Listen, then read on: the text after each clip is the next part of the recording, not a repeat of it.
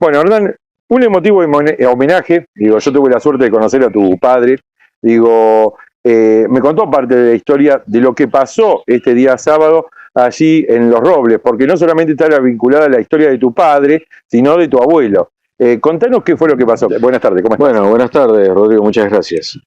Básicamente, si hay que hacer un poco de historia del espacio, ese campo perteneció a la familia Álvarez, no de los Álvarez, otra rama de los Álvarez, no lo de Francisco o Nemesio, sino Arturo Álvarez Insúa, su hijo Arturito, que tenía también la estancia La Melchor, al lado de los Robles.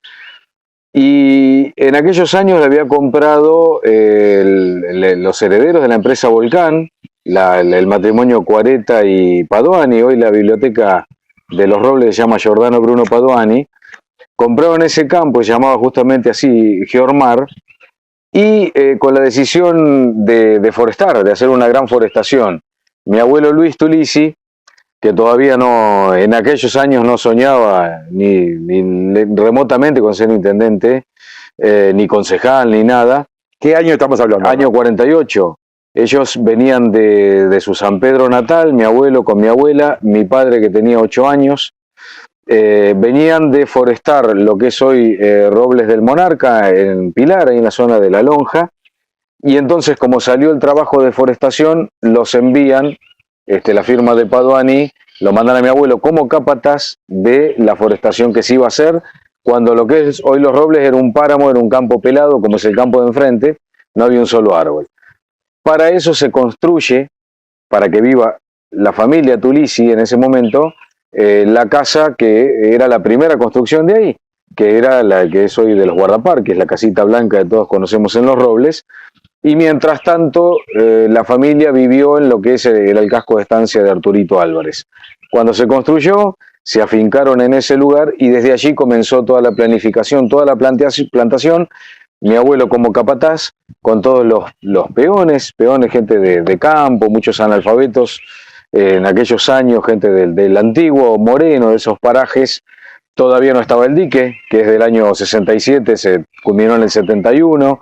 Estaba la confluencia de la Choza y el Durazno. Bueno, un paisaje un poco modificado a lo que conocemos hoy en día, pero ese fue el origen de la familia en este lugar, como trabajadores de la tierra y como mentores, mi abuelo, por supuesto mi padre de chico, de lo que es hoy el Parque Los Robles. Claro, hay que contar que tu abuelo llegó a ser intendente, bueno, concejal, intendente municipal, y fue justamente el último intendente ante la dictadura. Claro, justamente yo lo conté el otro día en el homenaje, que no era mi abuelo, sino se puso el nombre de mi padre en este caso, pero el abuelo en 4 oportunidades fue electo democráticamente y nunca pudo terminar su mandato por los diferentes golpes que se dieron en la historia argentina, ¿no? Un dato que no es menor.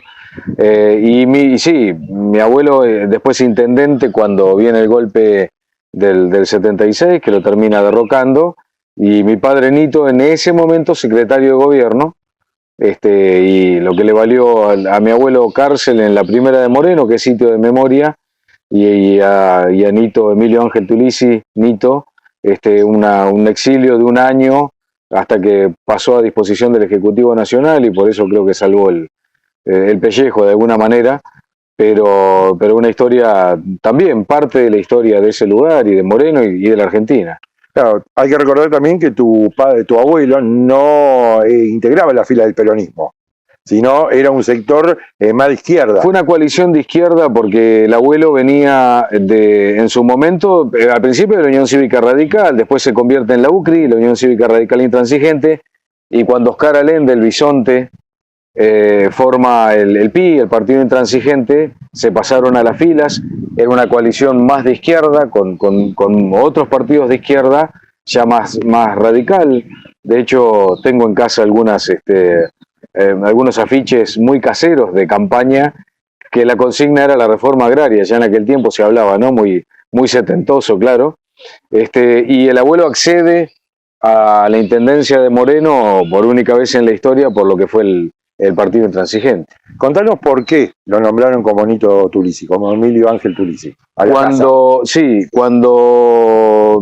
surgió, que fue en que tal vez sea de público conocimiento, para los que no, aquel accidente que sufrió en noviembre del año 22, y ya en los últimos días, yo por lo menos tuve esa idea junto a la familia de ponerle el nombre. Mi abuelo ya tiene su nombre en la calle Francisco Álvarez, y me parecía muy simbólico también que esa casa donde se crió mi padre y de ahí salió a su vida política, social, en fin, tuviera el nombre de él, porque fue la casa donde pasó su infancia y que él también colaboró, fue parte de esa gesta de lo que hoy es Los Robles.